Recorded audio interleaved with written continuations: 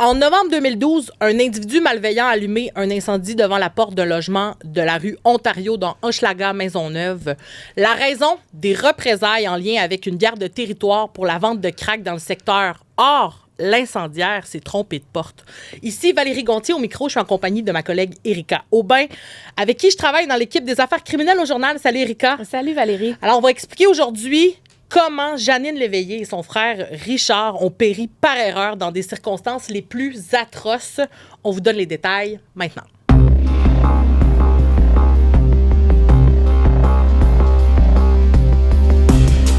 Histoire de crime, un balado du journal.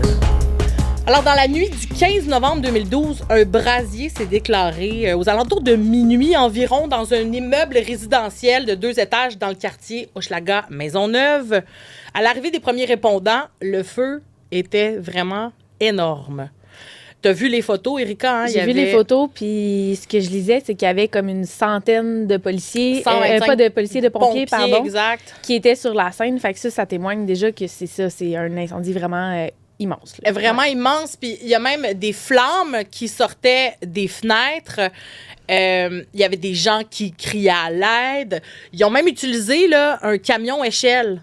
Puis ils ont pu secourir des gens qui se retrouvaient comme dans des logements qui étaient coincés, qui ne pouvaient pas sortir. C'est des gens qui criaient comme à l'aide de leur fenêtre. Ça doit tellement être paniquant ça doit être de vivre ça. Ouais. C'est hallucinant. Puis ils ont réussi à en sauver. Il y a un individu qui a quand même été gravement blessé, qui a subi des brûlures, mais heureusement a survécu à tout ça.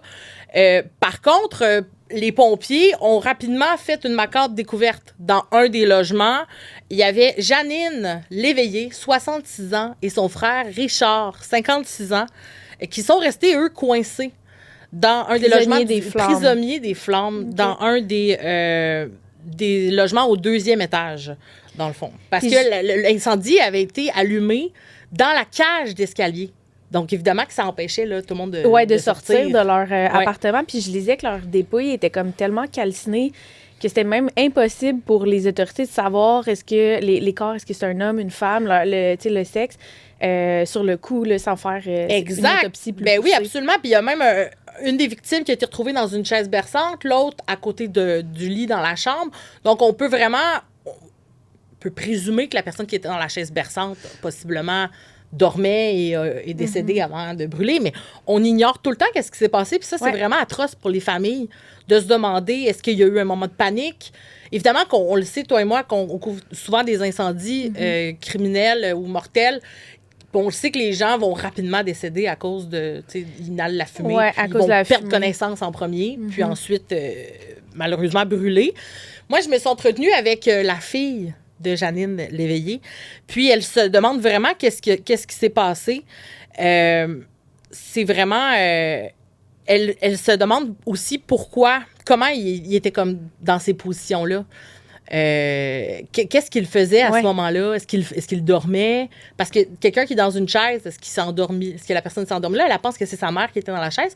Puis elle dit, moi, ma mère, elle dormait jamais dans sa chaise. Donc, tu sais, il y a ça amène beaucoup de questions. Un peu de qu'est-ce qui se passait. Mais il y a surtout beaucoup de délais avant qu'on puisse déterminer qui étaient les victimes. Mais tu sais, évidemment, qu'ils savaient que c'était eux, c'est leur logement. Ouais. Mais tant que tu n'as pas de confirmation, c'est Mais là, difficile. On le dit un peu en intro, là, mais on parle d'un incendie, mais c'est un incendie criminel. Là, c'est un incendie criminel, donc c'est pour ça qu'on le met dans notre liste des meurtres non résolus. Ouais. Parce qu'à partir du moment où c'est une personne qui est malveillante, qui allume les flammes, il y a une intention, il y a un crime là, qui a été commis. Puis cette personne-là, si un jour elle est retrouvée, on ne sait pas quelle accusation elle va avoir, mais possiblement des accusations de meurtre ou de homicide involontaire. Là, ça s'est vu, ça s'est déjà vu dans d'autres dossiers. Exactement. Est-ce que tu pourrais me parler justement un peu plus des victimes parce que tu as rencontré la fille de Janine Léveillé. Exact. Qui se demande un peu qu'est-ce qui s'est passé et tout, là, à propos de ce meurtre non résolu. Donc, parle-moi un peu de... Oui, en fait, c'est un frère et une sœur qui étaient dans le même logement au moment de l'incendie, mais qui avaient peut-être 2 logements adjacents de ce que je lisais à l'époque, mais ils se côtoyaient régulièrement l'un l'autre. Il y en a un qui va chez un, l'autre, un chez l'autre. Janine, c'était quelqu'un qui était très, très, très connu dans le quartier. Les gens, moi, ce que sa fille Chantal m'a raconté, c'est que les gens l'appelaient maman. Ah oui? Maman dans le quartier. elle m'a dit comme un peu, son ton, là, c'était quand même... Moi, j'ai trouvé ça comme un peu rigolo, comment elle me l'a dit. Elle dit, quand le monde, il parle de maman, je suis comme, hey, c'est ma mère à moi. C'est ma mère, tu sais, elle est tellement... Tu sais, elle le dit un peu avec un petit ton pince sans rire, mais quand même, non, c'est ma mère. Elle se trouvait chanceuse d'avoir cette femme-là comme mère.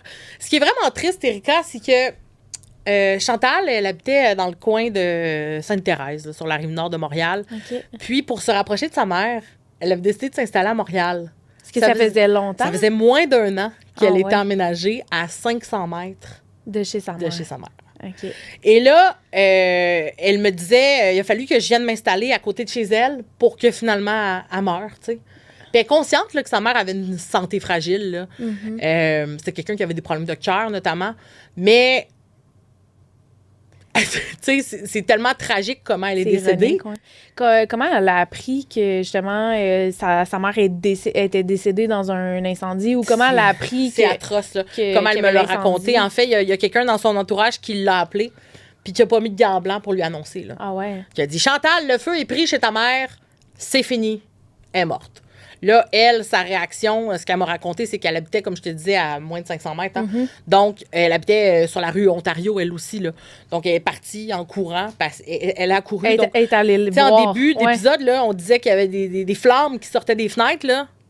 Elle a vu ça, elle, là. Elle a vu comme tout l'incendie parce que ça s'arrête pas comme puis ça. Elle essayait de parler à des enquêteurs. Elle essayait de parler à des policiers, leur demander c'est qui, est-ce que c'est ma mère? Puis eux, ils le savaient pas à ce moment-là. Là. Ouais. Donc, mais en même temps, elle voyait que c'était son logement. C'est ça, on disait que les corps étaient super calcinés à cause de la violence de l'incendie. Fait que ça a dû être quand même long. Sur le coup, je suis pas sûre que quand il y avait toutes les flammes qui sortaient des fenêtres, on savait qu'il y avait déjà des dépouilles, là, qu'il y avait déjà des gens qui avaient péri. Donc là, tu vois ça, puis tu te demandes est-ce qu'elle est dans un autobus de la Croix-Rouge ou quelque chose tu peux espérer qu'elle service d'incendie. Oui, t'espères vraiment. Tu sais, elle a vu l'incendie, puis elle a même entendu le fracas des fenêtres. Là. Elle a dit j'ai vu les fenêtres qui ont pété. Là. C'est vraiment son expression. On le sait là, que ça peut faire vraiment comme qu'un bruit. Puis, tu sais, son beau-frère arrêtait pas de dire c'est fini. Puis elle était comme attends, on va peut-être la retrouver. Oui, elle est peut-être finalement sortie. Elle a peut-être réussi à sortir. Exact, elle est peut-être à l'hôpital dans une ambulance, quelque chose. Puis sa sœur qui habitait aussi non loin. Donc, tu sais, c'était vraiment une famille qui habitait proche. Sa sœur aussi habitait proche. L'autre fille de Janine. Puis, ben, t'es arrivée, puis elle lui a dit la même chose, là. Maman, c'est fini, là. Elle est morte. Mais elle refusait vraiment de le croire. Puis, elle est allée voir les enquêteurs. Puis on lui disait tout le temps qu'elle le savait pas. Puis elle a vraiment gardé longtemps espoir que sa mère serait en vie. Tu sais, des fois, tu deviens un peu irrationnel là, quand tu vis des drames comme ça. Je le dis, je suis pas au courant, mais on me l'a raconté. Là. Souvent, il y a plusieurs victimes qui vont avoir des réflexions qui sont vraiment plus du tout rationnelles. Puis elle se disait, puis d'un coup, qu'elle est juste partie à quelque part. C'est l'espoir. Oui, c'est l'espoir. Tu te raccroches à ça. Dans ce moment-là. Puis comment, finalement, ils ont su que c'était bel et bien Janine et Richard? Bien, c'est que sur le coup, ils lui demandaient constamment, est-ce qu'il y a des choses que vous pourriez nous dire qui nous confirmeraient? Un tatou, des fois. Un tatou, une opération. Comme corps, Richard a été identifié rapidement, parce que Richard avait une plaque de métal dans un talon ou un genou. Là, à quelque part, il avait déjà subi une opération. Puis elle, il n'y avait rien qui lui venait. Puis finalement, c'est un fil de fer dans un coude qui a réussi à identifier. Qui datait d'une vieille opération. Puis Chantal, elle y pensait plus à ça. Là, donc, c'est comme ça. Fait mais il s'est écoulé plusieurs jours là, avant qu'il puisse, comme c'est vraiment le cas souvent dans des... Oui, malheureusement, dans des incendies. Ça prend une autopsie plus complète avant de savoir. Tu sais, ce qui est triste, c'est que, comme je te disais, Chantal, elle habitait tout près de sa mère. Puis, elle travaillait, lorsqu'elle allait travailler, elle avait l'habitude de stationner sa voiture derrière chez sa mère. Là. Puis, elle passait toujours devant l'appartement. Puis, sa mère surveillait sa fille qui arrivait. À tous les matins. Puis, elle ouvrait sa fenêtre. Puis, elle disait comme « Hey! » Puis là, Chantal, elle montait en haut. Elle disait « J'y allais lui donner mes 2 becs. Je disais que je l'aime. » Puis, je partais travailler. Ça, à tous les matins. Tous les matins. Des petits détails, là, mais... des petites affaires que, dans son quotidien... Ça a dû être atroce. Oui. Après ça, c'est ça. C'est un vide. Oui, c'est un vide. Tu le vis plus, puis ça te manque.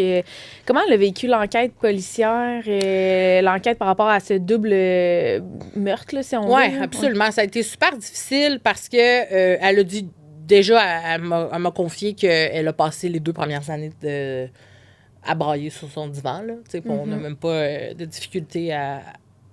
On peut vraiment s'imaginer que ça doit vraiment amener ça. Au début, les enquêteurs leur avaient dit... Donnez surtout pas d'entrevue aux journalistes. Ah ouais. Parlez pas aux journalistes. Ça arrive souvent quand souvent. même. Quand on dit ça qu'on est aux sur témoins, le terrain. Ouais. Comme si on allait comme se mêler de l'enquête. Nous, on veut surtout comme parler aux gens. Puis les gens, ils nous accueillent. Qui sont les victimes. Oui, ça leur fait du bien de rendre hommage à leurs proches qui sont décédés. Donc, c'est un peu ça. Puis dans ce cas-là, c'est des victimes innocentes. Exact. Dans le sens il n'y avait rien à se reprocher. Oui, puis ça, j'aimerais ça juste le préciser que ça n'a pas été si long avant qu'on se rende compte qu'il y avait eu erreur sur la personne. OK. Donc, tu sais, c'est écoulé quelques mois avant que les policiers confirment, peut-être 1 an, là, avant que les policiers confirment effectivement que c'était lié peut-être à une guerre de gang. Mais que Janine et Richard avaient absolument rien à voir là-dedans. C'était pas du monde qui consommait de la drogue. Mais on leur a dit de ne pas parler aux journalistes, mais je pense que quand même, je recherchais dans les archives, on a quand même plusieurs entrevues à l'époque. Mais pas sur le coup. Okay. Parce que sur le coup, ils se sont dit, OK, c'est bon, on va laisser les enquêteurs faire leur travail. Ouais. Mais à un moment, elle dit, moi, je vois que ça bouge pas, là. L'enquête son réflexe, elle me dit, donc là, je me suis mis à appeler tout le monde. J'ai appelé Claude Poirier, elle a appelé les médias. On a d'ailleurs un article dans le journal là, qui date de 2013, là, 1 an après. Elle avait vraiment besoin de parler parce elle était persuadée que c'était une erreur.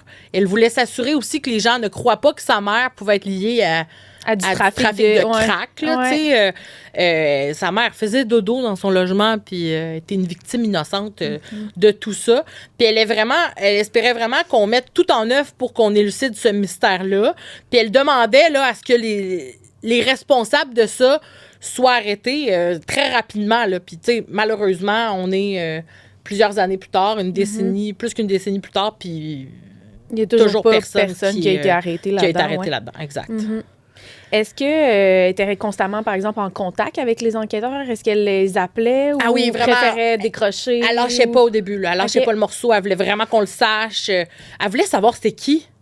Elle voulait vraiment, vraiment savoir c'était qui. Puis elle est même allée comme... Elle a eu plusieurs émotions là, par rapport à toute l'enquête. Puis, c'est comme un deuil, hein? Je pense que les gens passent par toutes sortes une gamme d'émotions. Une confiance, à un moment donné, on se demande, coudonc, est-ce qu'il nous... Puis, c'est demandé, tu sais, si ça n'avait pas été traité un peu comme si c'était moins important, vu que, justement, c'était lié à la drogue, que c'était dans un quartier moins favorisé, ou, tu sais, elle s'est demandé si elle n'avait pas été traitée comme une classe à part. Tu sais, ça, honnêtement, tu sais comme moi que les enquêteurs font vraiment tout pour arrêter. Je pense pas qu'ils font... un meurtre dans Westmount va pas être plus traité rapidement par les enquêteurs qu'ailleurs à Montréal. Tu sais, ça absolument... Mais c'est des questions que les gens... Je veux dire, on s'en est fait parler quand même souvent. Là. C'est des questions que les gens se demandent. La police l'a su rapidement que c'était une erreur sur la personne, mais est-ce que tu sais à peu près combien de temps, mettons, ça a pris ou... C'est qu'on a vraiment... Moi, ce que j'ai lu dans un article qui datait d'1 an ou 2 après, là, tu sais, donc quelques mois, 1 an, on a dit que la mort violente avait toutes les allures d'un règlement de compte. Mais en 2000...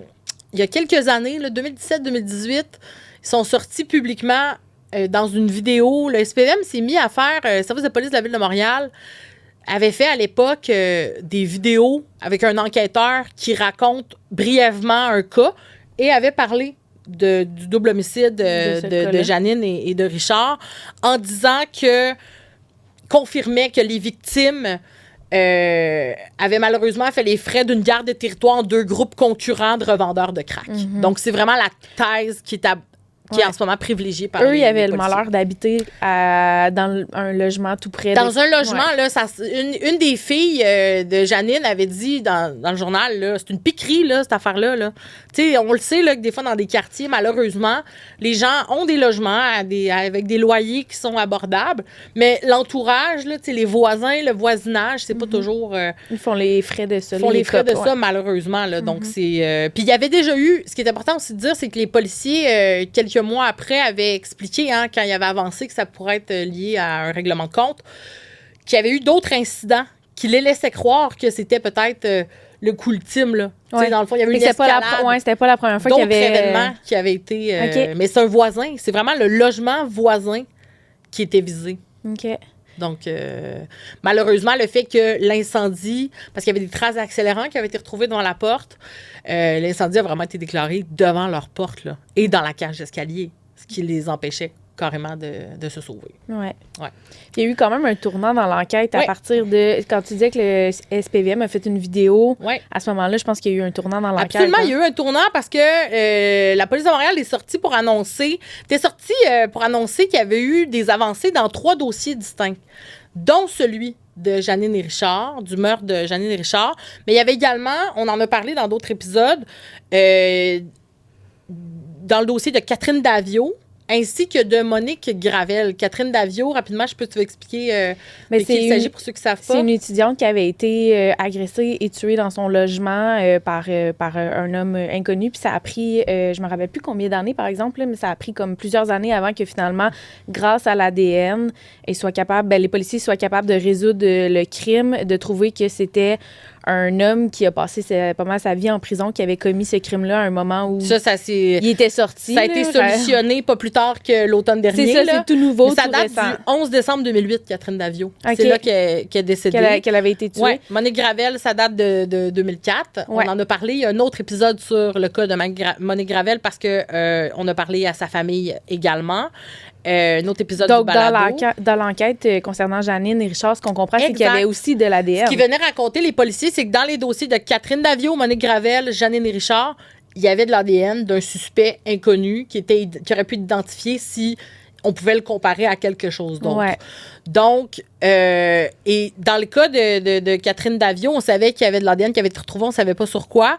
Dans Monique Gravel, il était sorti pour dire que l'ADN a été retrouvé sur une tuque. Oui, c'était très précis, hein? Fameuse tuque qui a été retrouvée sur les lieux du crime. Dans le cas de Jeannine et Richard, on ne sait pas sur quel objet. Okay. Mais ce qu'on dit dans la vidéo de l'enquêteur, c'est que le suspect, l'incendiaire, a commis une grave faute, notamment en se trompant de porte, mais aussi en laissant, en abandonnant des objets, on ne sait pas lesquels, sur lesquels son ADN a été retrouvé. Je ne sais pas si tu veux expliquer rapidement, parce que toi, tu t'es entretenu avec un laboratoire, le laboratoire des sciences judiciaires là, au Québec.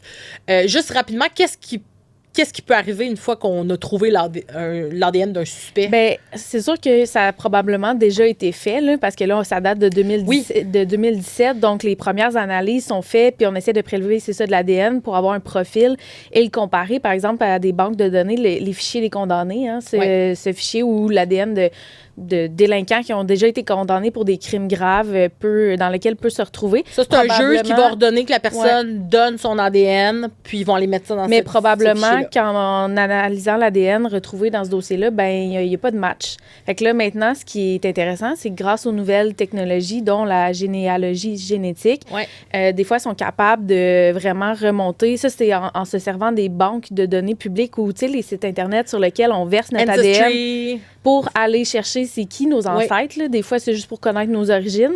Mais les policiers peuvent se servir de ces banques-là et verser l'ADN du suspect pour essayer de retrouver, non pas le suspect, mais peut-être des proches de cette personne-là. Puis après ça, on remonte, comme vraiment un arbre généalogique. Oui. On essaie de...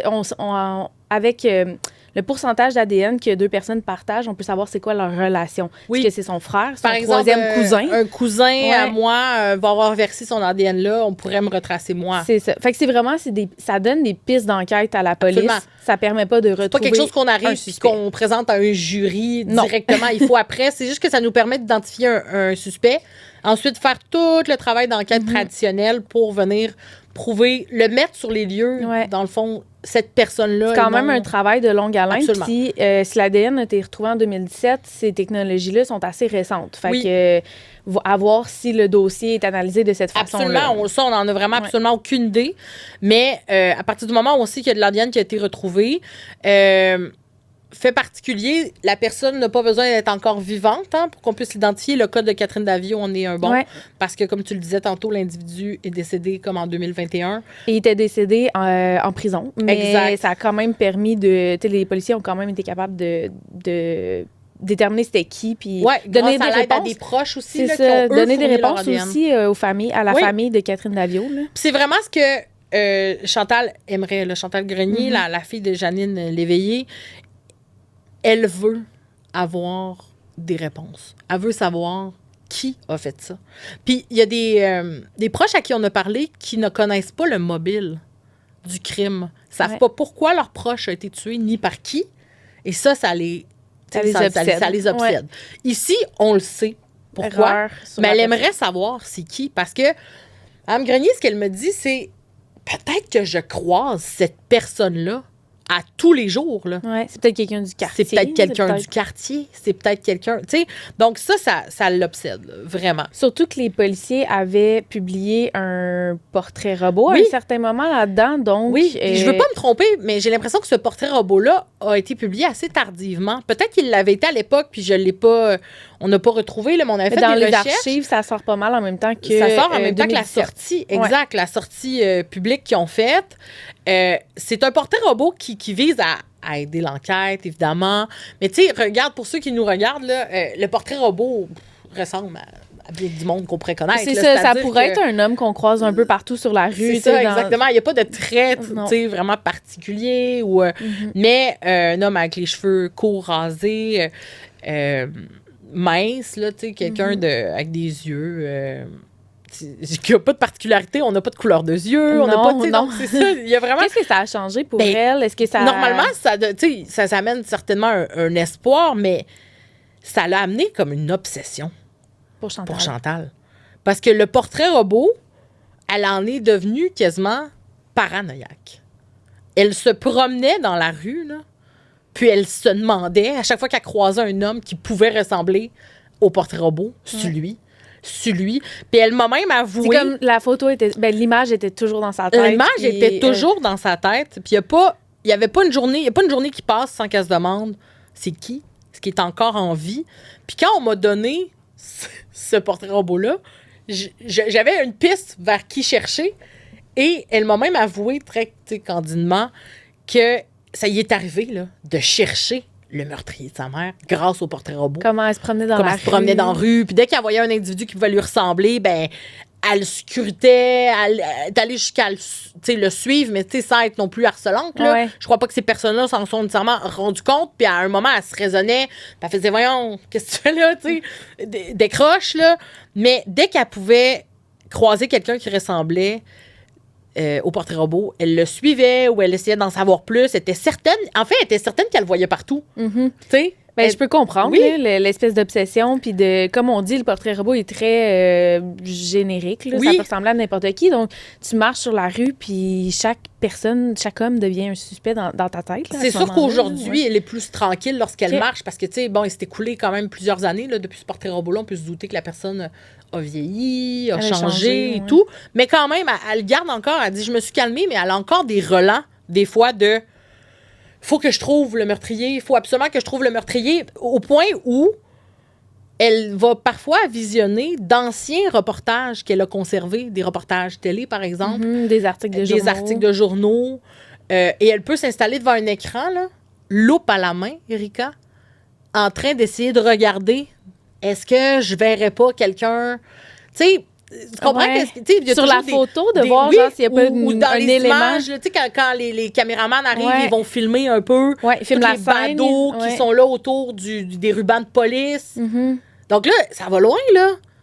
Tu sais, la femme, elle est complètement là obsédée à l'idée qu'on retrouve un jour le meurtrier de sa mère pour qu'elle puisse enfin faire la paix de ça. Est-ce qu'elle a encore espoir à ce moment-ci? Là, on est comme quasiment 15 ans plus tard. Comment qu'elle se sent par rapport à l'enquête? Il y a eu un événement cet été. Elle a reçu des informations, tu sais, parce que, tu sais, vu qu'elle vit dans le quartier encore, elle a déménagé depuis, elle n'est plus aussi près du logement parce que, sache-le, elle n'est pas capable de passer devant le logement encore de sa propre mère. Elle a des graves problèmes de santé, elle aussi, puis elle doit prendre des médicaments et c'est une amie qui va lui chercher ces médicaments parce qu'elle devrait passer. La pharmacie est proche. La pharmacie est proche et elle est incapable de le faire. Donc, c'est qu'elle a vu aussi toute la scène, l'incendie. Fait que je peux comprendre que tu revis ce moment-là en boucle. Oui, absolument. C'est sûr qu'elle aimerait ça qu'il y ait des avancées de la science qui puissent aider quand on en a jasé un peu ensemble à voir les autres cas dans les médias qui ont été solutionnés dans la dernière année. Mais comme on dit, sachant que les policiers avaient retrouvé de l'ADN, qu'un des cas, le cas de Catherine Daviau avec qui que la police était sortie en même temps a été solutionné. C'est clair que ça doit donner comme certains espoirs, en fait, ce que je te racontais, c'est que cet été, elle a eu des informations de quelqu'un dans le quartier qui lui a dit que telle personne était sur les lieux. On va pas dire c'est cette personne-là qui l'a allumé, là. Mais juste l'information de savoir que telle personne était sur les lieux, ben ça l'a immédiatement, là, s'est mis comme à avoir le cœur qui bat vite, à essayer de contacter les policiers. Ça l'a replongé dans ses émotions. Ça l'a replongé à l'idée de peut-être qu'il y a eu un fil sur lequel on n'a pas tiré, tu sais.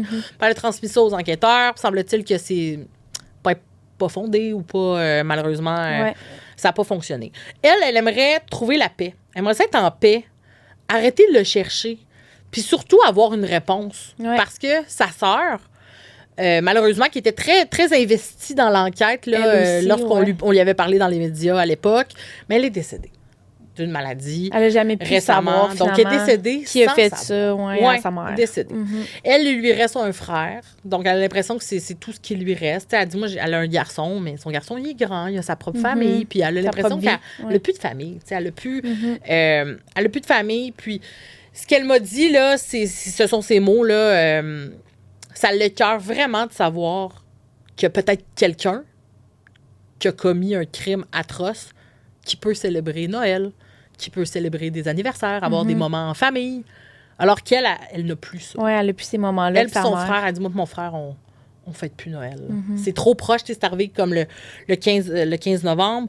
Puis, l'anniversaire de sa mère était tout près de Noël aussi. Donc, c'est vraiment un mois, un moment de l'année à oublier. On oublie. Je comprends. Puis, malheureusement, elle a de la misère à être en paix avec ça. Donc, on lui souhaite, comme aux autres qui sont en attente de réponse. Merci, Erika. Merci, Val.